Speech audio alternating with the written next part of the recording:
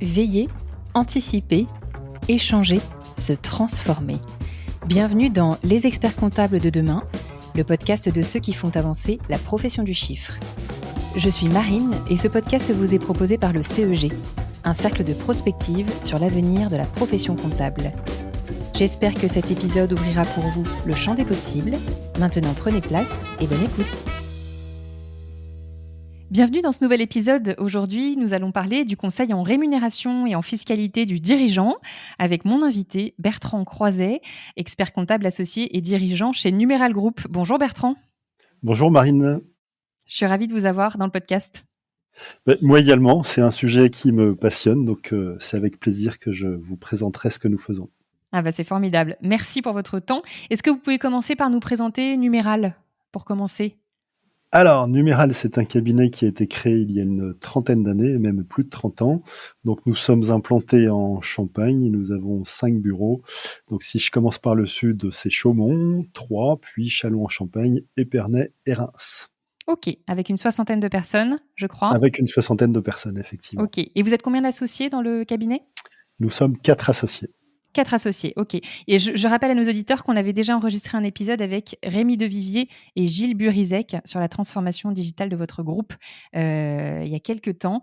Et donc là, aujourd'hui, on va parler plus spécifiquement du conseil en rémunération et en fiscalité du dirigeant. Qu'est-ce que c'est l'origine de cette spécialisation dans votre cabinet ? Pourquoi vous êtes allé dans ce domaine ? Alors pourquoi ? Déjà, c'est un sujet qui me passionne. Aujourd'hui, j'estime que nous avons des compétences, on va dire, pour examiner ce sujet qui est un sujet, on va dire, très transversal. Il ne faut pas se limiter, on va dire, qu'au coût de la rémunération. Et aujourd'hui, pourquoi je me suis lancé dans cette activité ? C'est aussi parce que j'ai été prof de fiscalité. C'est un sujet qui est quand même particulièrement intéressant et qui apporte un vrai plus pour nos clients. Et donc, c'est naturellement que je me suis orienté vers ce sujet. Ok. Et vous m'avez dit aussi, quand on a discuté pour préparer cette discussion, que pour vous, il ne fallait pas se limiter à la comptabilité, il fallait aller vers d'autres champs d'accompagnement des complètement, entreprises. aujourd'hui, complètement. Cette idée, on va dire, de se limiter à la compta, c'est pour moi, j'avais dit, c'est dramatique. Je répète ce terme. Aujourd'hui, nous avons quand même un champ de compétences qui est très vaste. Et de se limiter à la compta, c'est quand même dommage parce que nous sommes capables d'apporter bien d'autres choses à nos clients. Et alors, quelles sont les demandes des dirigeants en matière de rémunération et de fiscalité ? Qu'est-ce qu'ils viennent vous poser comme question ? Et on regarde ça, en général, sur quoi vous les alertez principalement ?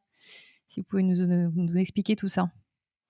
Alors, généralement, les clients arrivent avec des a priori. Ils prennent en considération le taux de taxation des dividendes, qui est aujourd'hui avec la flat tax à 30%, et qui considèrent bien souvent que dès lors qu'ils sont taxés dans une tranche supérieure, il serait plus intéressant de percevoir des dividendes. Bon, c'est beaucoup trop réducteur comme manière de raisonner. Il y a beaucoup d'éléments, beaucoup de paramètres à prendre en compte pour déterminer, on va dire, quel est le mode de rémunération le plus adapté. Alors, je dirais qu'en numéro 1, j'estime que la protection sociale, c'est l'élément, on va dire, primordial qui doit être pris en compte avant de faire des études. Travailler sans filet, c'est pas ma manière de procéder, et c'est un moyen, on va dire, que j'exclus d'office. Après, si le client veut absolument faire une étude en considérant qu'il peut travailler sans aucune protection sociale, je vais le faire, mais je vais quand même malgré tout essayer de le dissuader. Ok. Donc, il faut comparer des choses comparables, comparer un taux d'imposition sur les salaires à 45% et un taux d'imposition sur les dividendes à 30% stricto sensu. C'est pas comparable parce que on exclut ce champ de la protection sociale, et pour vous, c'est quelque chose qu'il faut prendre en compte.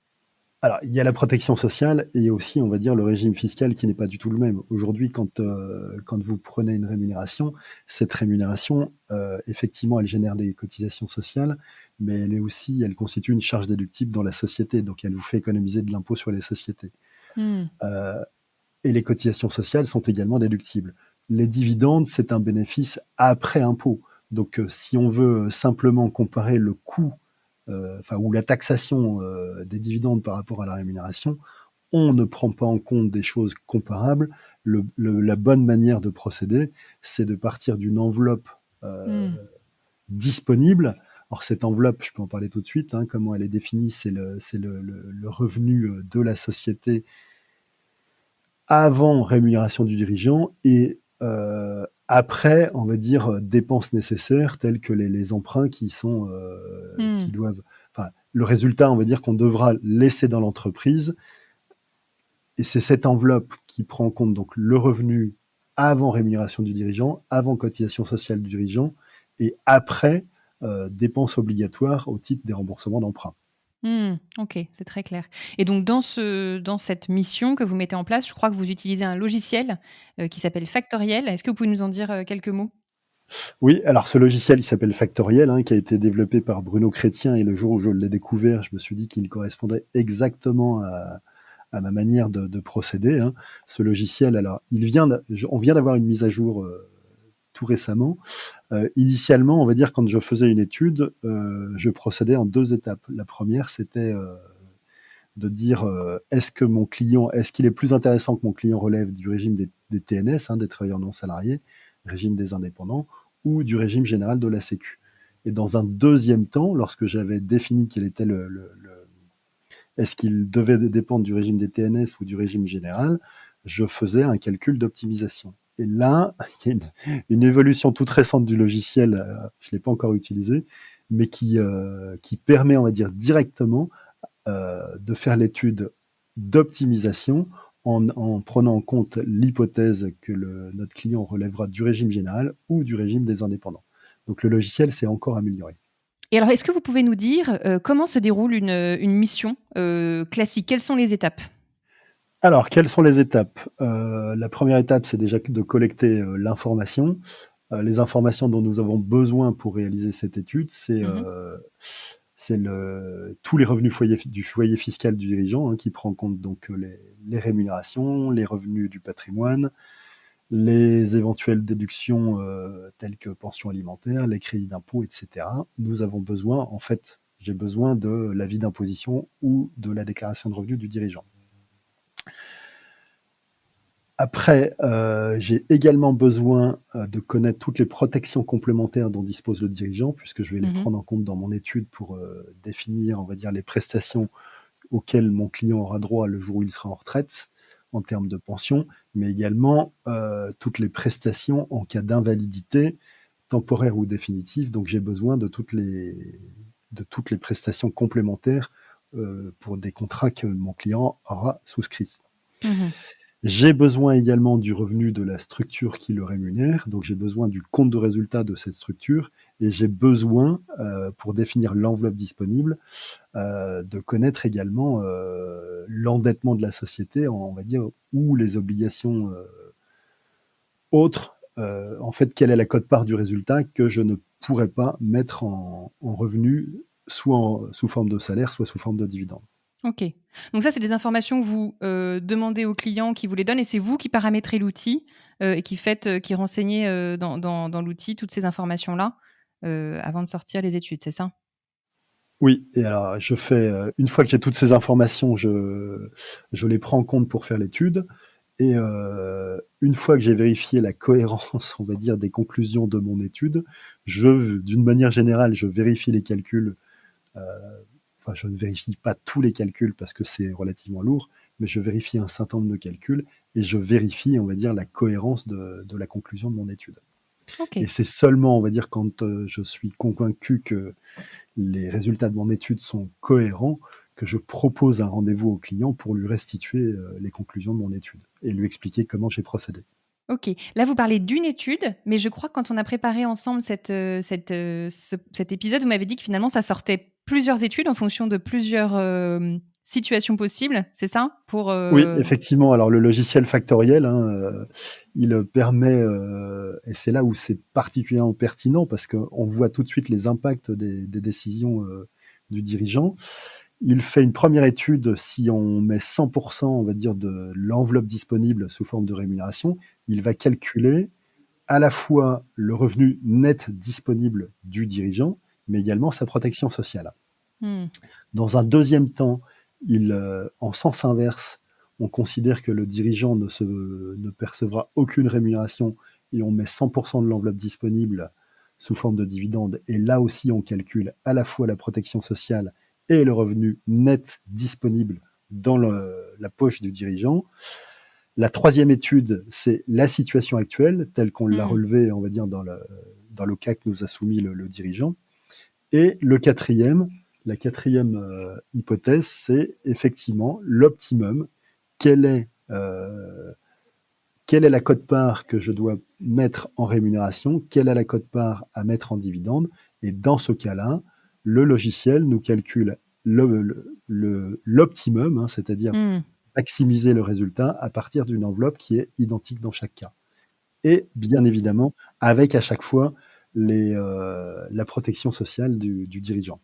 Donc, logiquement, c'est ce que vous expliquiez, c'est que vous aviez la plupart du temps des dirigeants qui arrivaient avec cette idée qu'il fallait qu'ils se rémunèrent en dividendes principalement, et que finalement, la comparaison de ces différentes options les fait s'orienter principalement vers cette version un petit peu panachée, si je puis dire, de sortie avec de la rémunération en salaire et par dividende, et avec un bon niveau de protection sociale associé.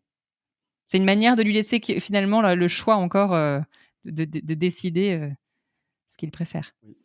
Alors effectivement, je disais que souvent beaucoup de gens arrivent avec des a priori. Aujourd'hui, pour des raisons, on va dire, qui ne sont pas forcément compréhensibles par nous, les dividendes versés par une SAS échappent aux cotisations sociales et sont soumis aux prélèvements sociaux, alors que les dividendes d'un dirigeant qui relève du régime des TNS sont soumis à cotisations sociales. Donc, du fait que les SAS permet de distribuer des dividendes en franchise de cotisation sociale, beaucoup de dirigeants considèrent que c'est la forme la plus adaptée et qu'ils ont tout intérêt à privilégier les dividendes au détriment des salaires. Et les études que nous faisons pour nos clients souvent démontrent le contraire. Et aujourd'hui, je vous avais dit en préparant donc cet entretien que la SAS était, on va dire, très à la mode. Aujourd'hui, beaucoup de personnes créent des SAS. Et s'ils nous avaient demandé notre avis avant cette création, enfin, c'est quand même généralement le cas, nous les amenons à revoir leur position. Et bien souvent, on va dire, à choisir plutôt, on va dire, la forme SARL avec un statut de gérant majoritaire et dépendre du régime donc des indépendants.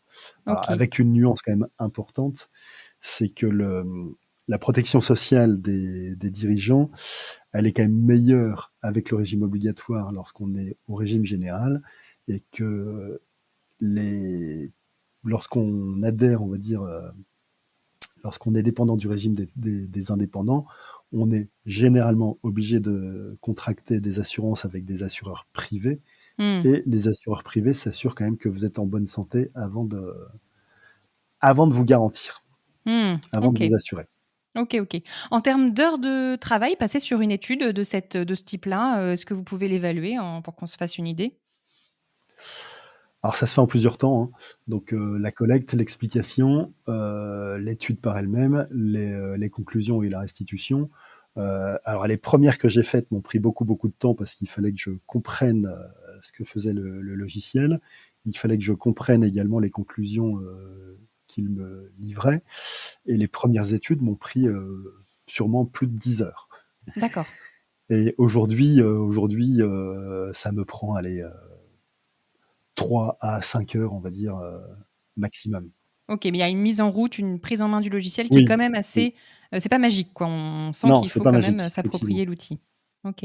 Et alors, comment se fait la détection de ce besoin, le déclenchement de nouvelles missions? Comment est-ce que vous avez mis en place cette détection? Là, il y a potentiellement possibilité de proposer cette mission au client. Comment ça se passe? Alors aujourd'hui, nous en sommes, à mon sens, qu'au début, puisqu'en fait, ce sont des missions que nous aimerions développer. Le premier critère, c'est aussi quand même le revenu du dirigeant. Oui. D'une manière générale, à moins de 60 000 € de revenus, il y a peu d'intérêt à faire cette étude. D'accord. Les enjeux sont relativement minimes. Dès lors que le revenu du dirigeant est conséquent, on peut effectivement démontrer qu'il y a un vrai intérêt à faire cette étude. et démontrer que l'optimum, on va dire, permet, ce calcul d'optimum permet, on va dire, d'augmenter on va dire de manière très sensible le revenu disponible du dirigeant. OK, et aujourd'hui, combien de missions de cette nature-là, vous faites par an en moyenne? Alors aujourd'hui, beaucoup moins que ce que je souhaiterais, mais on va dire, allez, c'est moins de 10 par an, mais D'accord. aujourd'hui, on aimerait vraiment passer à la vitesse supérieure. OK, OK, et quelle est la valeur pour le cabinet de cette spécialisation, de cette mission que vous mettez en place? Vous diriez quoi? Alors d'un point de vue honoraire, si c'est bien la Il y a question? ça, et oui, la honoraire, et puis peut-être aussi, je sais pas, positionnement client, qualité de la relation. Je vous laisse, le champ libre. D'accord, alors je vais commencer, par le positionnement. Aujourd'hui, c'est, un vrai service supplémentaire que nous pouvons apporter aux dirigeants on a quand même quelques clients aujourd'hui qui ont compris, l'intérêt de cette mission et qui reviennent régulièrement, on va dire, pour demander, une actualisation de leur étude. Et encore une fois,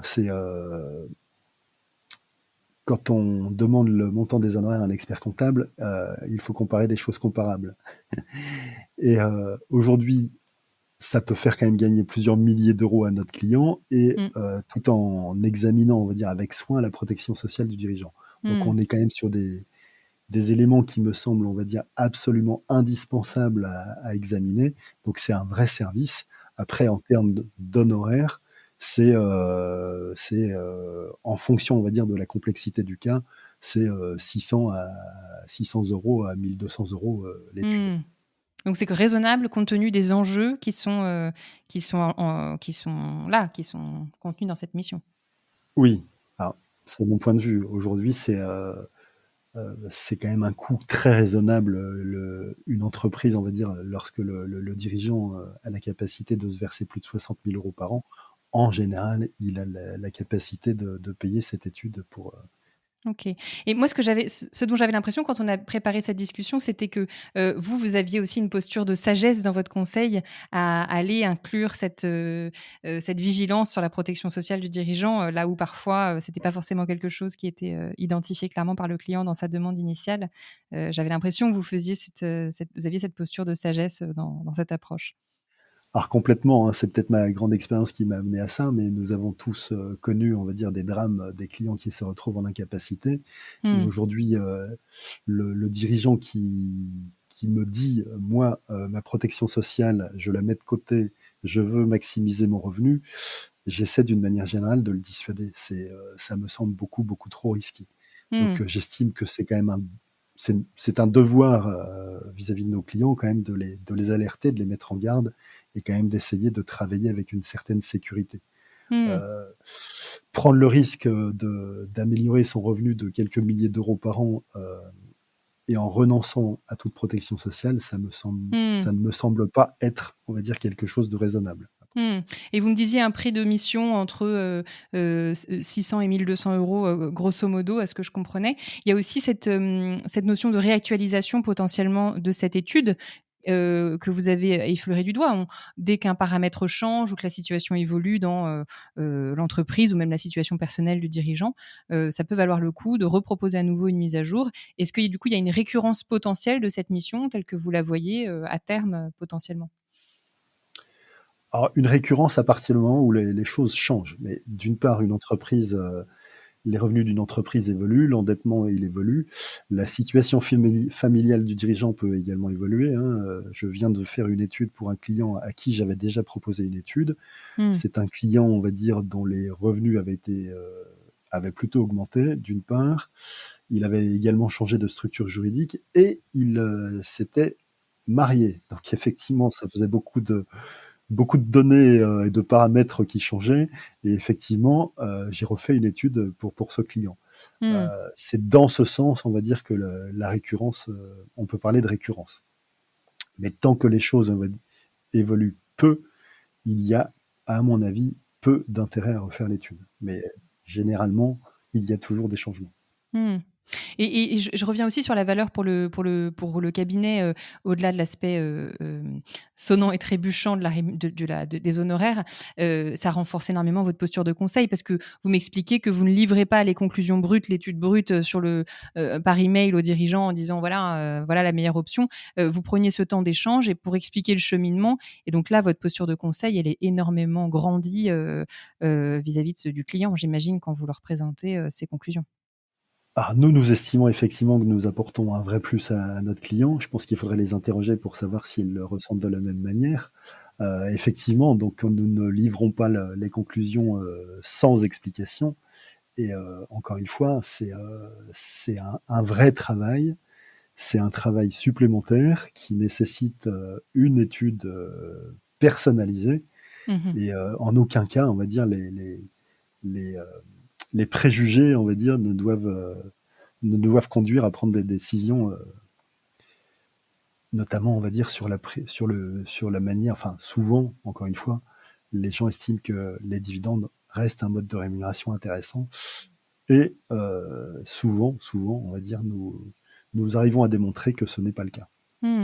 Comment ça C'est se pas un passe au but, hein. niveau du transfert de compétences en interne? Parce que vous êtes emparé de ce logiciel, factoriel, vous avez bien, appris à le manier avec les années, les dossiers et cetera.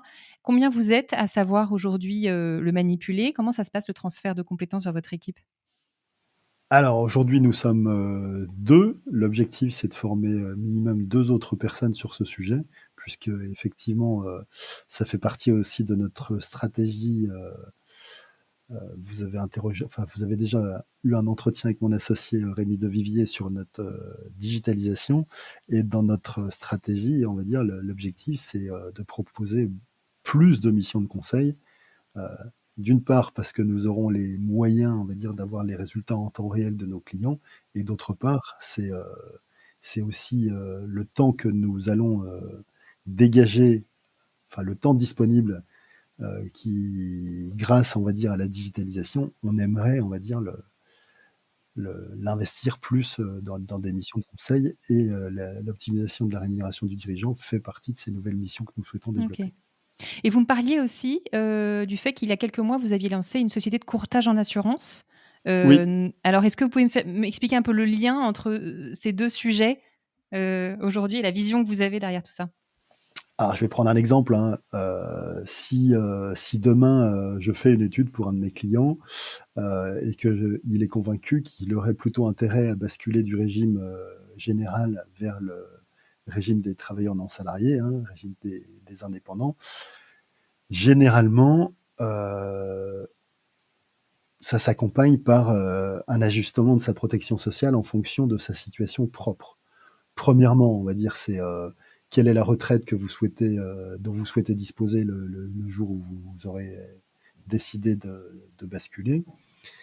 Et deuxièmement, quels seraient vos besoins si demain, vous êtes en incapacité? À partir de ces données-là, on va pouvoir proposer à nos clients, des couvertures complémentaires, heu et ajuster sa protection sociale en fonction des besoins, Mmh. personnels du dirigeant. Donc, Mmh. lorsqu'on fait l'étude, on propose des solutions à nos clients et derrière, nous sommes, même en mesure de proposer, on va dire, la protection sociale, enfin les produits d'assurance qui correspondent aux Mmh. besoins de notre client. Ah, c'est hyper intéressant. Il y a quelque chose dans lequel on croit beaucoup au CEG, c'est la mutation future des cabinets d'expertise comptable en véritable société de services. Et je crois qu'avec ce type d'offre que vous mettez en place, cette association, en plus, ce couple produit entre l'étude et potentiellement le courtage derrière avec les meilleurs produits d'assurance à la clé, je crois que là, vous apportez une réponse assez exhaustive sur toute cette chaîne de valeur. C'est vraiment intéressant de voir la manière dont vous avancez dans ce sens-là. Oui, alors pour aller même plus loin, on va dire dans les explications de notre stratégie, c'est que demain, on n'ira jamais, vendre un produit d'assurance. Heu, on ne le vend que si on estime que c'est une solution réellement adaptée à Bien notre sûr. client. On a vraiment une Ouais, ouais. stratégie à moyen ou long terme. C'est pas, on va dire, on ne fait pas de la vente, pour faire de la vente. C'est une solution globale que nous souhaitons apporter à nos clients et surtout personnalisée. Oui, je comprends. Ok. On s'approche de la fin de cet échange, Bertrand. Est-ce que vous voudriez nous donner peut-être un conseil à un cabinet qui souhaite aller dans cette direction, à un expert comptable qui nous écoute et que ça intéresse? Est-ce que vous auriez un petit mot de la fin à glisser sur ce sujet? Premièrement, je pense que c'est valorisant pour l'expert comptable. C'est vraiment un service supplémentaire que nous apportons aux clients. J'ai rarement vu des clients me dire que l'étude ne correspondait pas, on va dire, à ce qu'ils envisageaient. Enfin, les conclusions peuvent être différentes de ce que le client avait préjugé, mais je n'ai jamais vu un client, on va dire, déçu de la restitution de l'étude. C'est valorisant pour le cabinet, ça permet de se distinguer, ça nous sort de la traditionnelle compta. Enfin, je dirais qu'en un mot, moi, ça me plaît, ça plaît aux clients. Et, je ne peux qu'encourager les confrères ou les consoeurs qui souhaitent se lancer dans ce domaine. Après, il faut le faire de manière sérieuse et encore une fois, en prenant bien en compte la protection sociale correspondante à chaque situation. Ok, très bien. Merci beaucoup Bertrand pour cette discussion passionnante. Merci Marine, mais c'était un vrai plaisir et j'espère que j'aurai convaincu certains de mes confrères ou consoeurs sur ce sujet. J'en suis persuadée. Merci Bertrand, à bientôt. À bientôt. Au revoir Marine. Au revoir. Merci pour votre écoute. Si cet épisode vous a plu, n'hésitez pas à le partager autour de vous. Pensez à vous abonner sur les plateformes d'écoute pour découvrir de nouveaux contenus exclusifs. Et pour en savoir plus sur le CEG, rendez-vous sur expertengestion.fr. Le lien est dans la description. À bientôt!